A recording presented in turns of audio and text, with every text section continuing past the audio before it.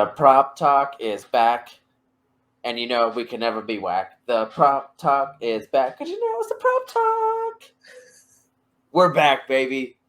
It is prop talk. Today, we cannot stay away. We did a couple of these over the offseason, but now football feels like it's finally here. Training camp, preseason games.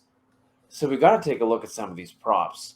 So tonight we did win totals a little while back. Tonight we're going to be looking at some season-long player props. If you are new to Prop Talk, welcome in. What we're going to do, we have 3 props each. We're going to go back and forth, bounce, bounce, bounce. Going to hit you with it. Going to win you some money. You're going to come back to us. You're going to say thank you. And the only fee you got to pay, subscribe, like, leave a rate and review on the podcast, spread some love, spread some cheer. That's it.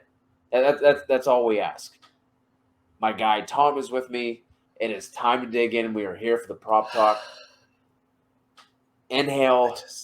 Tom, I know you're excited. I'm going to give you the floor first. The way we're going to do this is we're going to go NHL 3-star kind of way. So we're going to go with not the one that we're necessarily the least confident in, because we like all of these. Obviously, we're only picking 3, but maybe the one that we would put the least amount of money on, and then we're going to go up until we get to the one that we were just absolutely smashing this year. So Tom, give me your 3rd star of the night.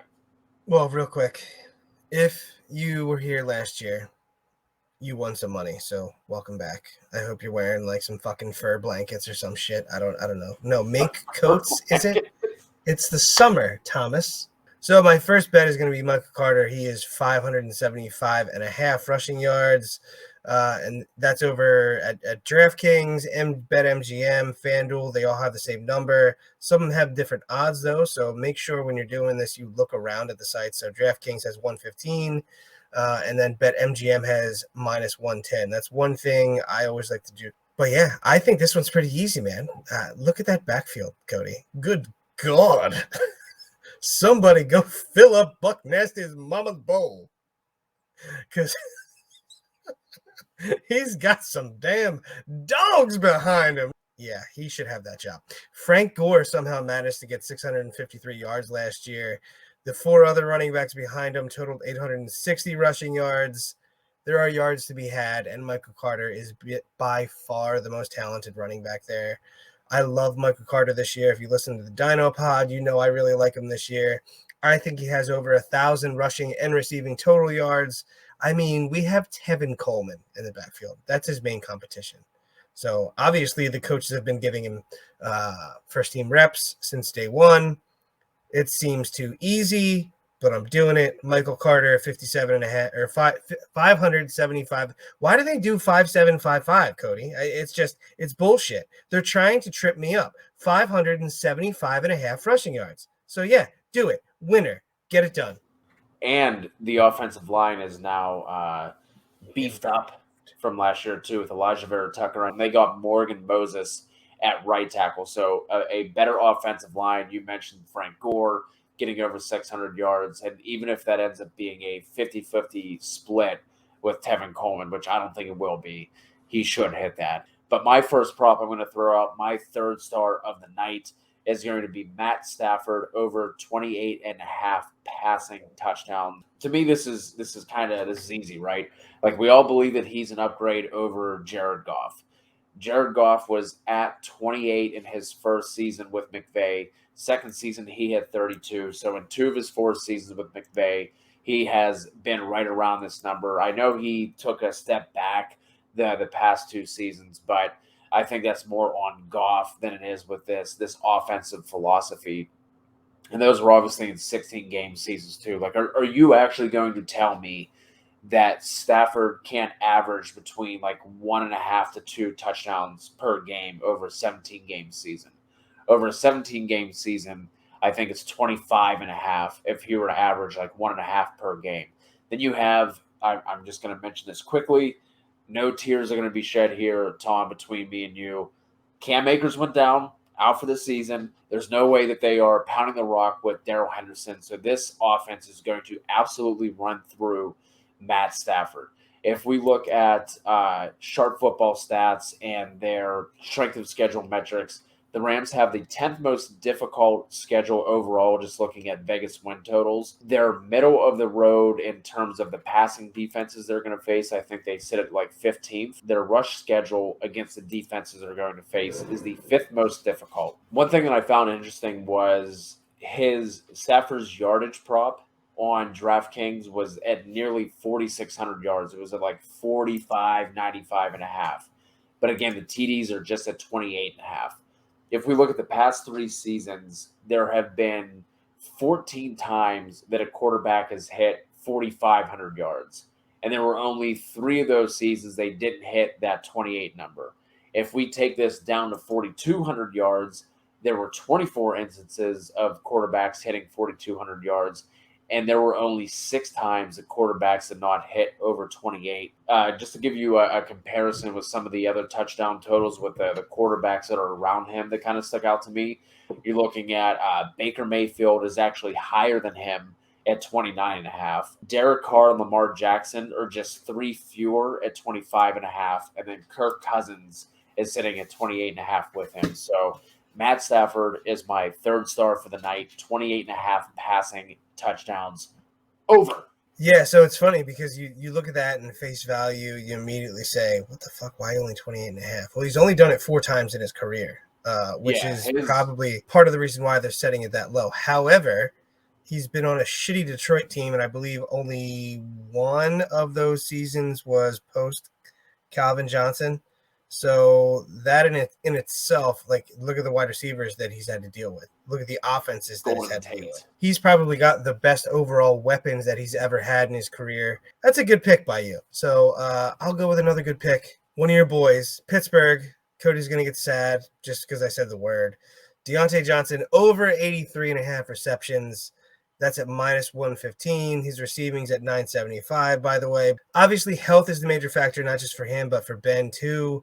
But you know what? He's as close to a lock as I can think of. And this is just my number 2 bet. This is my 2-star. He had 144 targets last year, 88 receptions in 15 games. One of those games he got benched because he decided to have lobster fucking hands. Kadarius Toney had the same disease coming out, but you know, they might be fine. It's perfectly okay. All right, he's the chain mover out there through the air. The offense has enough zing with all those targets. It doesn't even matter to support him, Diontae, Juju to an extent, and Chase Claypool. But the big thing here is Big Ben loves him, man. He loves his wide receiver 1. Diontae is that wide receiver 1. Ben has had elbow issues. I know he says he's feeling better, but guess what? Claypool's running way down fucking that way. Juju's fucking dancing on a fucking, I don't know what he's dancing on, but it doesn't matter. And Deontae's out there shaking motherfuckers, getting 3 yards of separation on routes. It doesn't matter if he drops 2 of them. He's getting 8 targets, and he's going to catch 6 of them, so that's perfectly fine.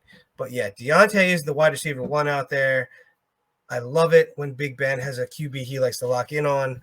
Lock it the fuck up, Cody. Diontae Johnson, 83.5 receptions. Hit it, hit it, hit it, hit it. All the hits you were talking about were all the targets hitting the ground that he's not going to catch. Listen, if you have 144 targets in 15 games, he's not going to get it. He's not going to get 144 targets. He's going to go down. They're going to a 17 games. Yes. He missed the game last year. And you think his targets are going to be under 144? I do. Drop a comment. Just let us know.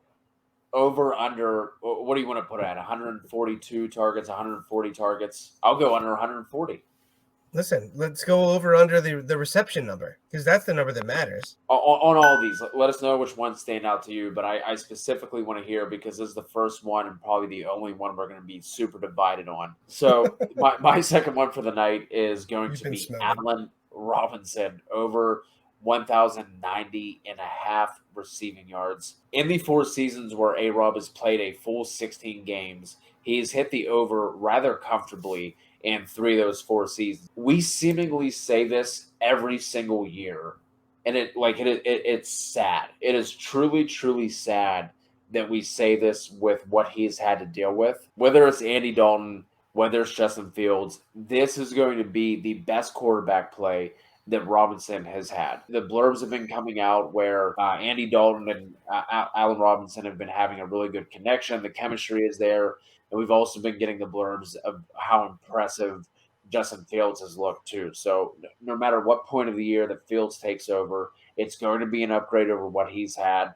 So he's going to get his 150 plus targets that he's been getting damn near every year that he's been fully healthy. I think with the targets that he's going to see, he should be able to hit that 1,100 yards pretty comfortably. So A-Rob, my second one, lock her in. And the one thing that you did not hit on was what Andy Dalton does with his wide receiver one when they're studs. So like AJ Green, 115 targets, 164, 178, and then 117, but he still had 1040, and that was only 13 games. So I could keep going. But what Andy Dalton does is he finds a receiver he likes, and he chucks the ball to him. And guess what? That's not a bad plan, especially with A-Rob, because he's been doing that his entire career with worse quarterbacks than fucking Andy Dalton. All right. CeeDee Lamb is my first star. We going first star, right? First star, yeah. So this is really easy for me. CeeDee Lamb, 80.5 receptions. His yards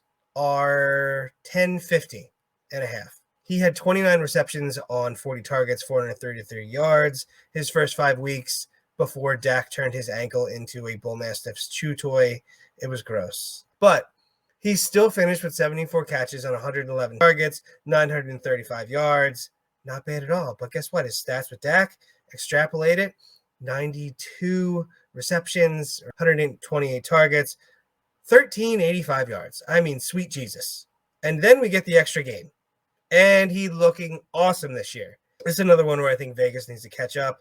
I think they're just basically keeping his numbers down because of Amari Cooper, Michael Gallup, but it really did not matter the first 4 or 5 games when he was out there. So their line should be healthier. Dak's still a stud. They play in the NFC East where secondaries are just optional. And CeeDee Lamb gets to play in the slot while Amari and Gallup are on the outside. It's not like Lamb won't slide to the outside either. It's just easy money with receptions. My first star, my slam, my absolute lock for the brand, Clyde Edwards-Helaire, over 900.5 rushing yards. Branding. This brand on brand. So this one's going to be short and sweet. I really don't have to go too far into this one. This is going to be the shortest explanation of the night. But last year, we're looking at a guy in his rookie season, COVID year, all that jazz, missed games, only played 13 games, had 800 rushing yards. Let's say he doesn't even play a full 17. Let's say he only plays 15 this year. You mean to tell me he can't get an extra 51 yards per game over an extended 2 games? That's one thing. Let's say that nothing else changed. That to me is pretty easy. Now we look at the offensive line from where it was last year to this year. That offensive line started falling apart before the season even started. Whenever you had Duvernay Tardif opt out because of COVID, they had Lucas Niang, their I think 3rd round rookie, opt out because of COVID. Then a bunch of injuries happened and everything else. Now on paper, we're looking at what could be a top 5, top 8 offensive line. They did work. It still has to come together. That offensive line still has to gel. And now you have Clyde, who said that, toward the end of the season, he was only like 85% healthy. Now he's fully healthy. Now you have the full off season for him to be worked in as a starter. I know there's been talk about Darrell Williams and Jerick McKinnon. It doesn't matter. For him to be able to get 900.5 rushing yards over, like I said, 15 games, that really isn't that much, especially when everyone thinks that this dude was a bust last year and had 800 rushing yards in 13 games. So for me, this is an absolute lock. I'm all about that CEH life this year. Lock it in, print the money. Yeah, I hate to agree with you 3 times just because I don't like your face. But yeah, no, I like that one. We're definitely going to do another one of these shows before the season kicks off, because there's already 2 I have in the holster who I almost brought up during the show, but I'm going to hold off. We're gonna take a couple of weeks. We're going to regroup, and we're going to come back and give you another one. But jump on these before the lines move. We really appreciate you guys checking this out. We're excited to get back in the swing of things and start hitting you with these on a weekly basis once we get in season. Like I said at the beginning, the only fee that we ask, like, subscribe. If you're listening to this on podcast, leave a rate and review. That would be a huge favor that we would absolutely appreciate. So until the next time, lock in those props. Drop a comment. Let us know which ones you like, which ones you're looking at. We'll make sure we help you navigate through these player prop waters. Perfect.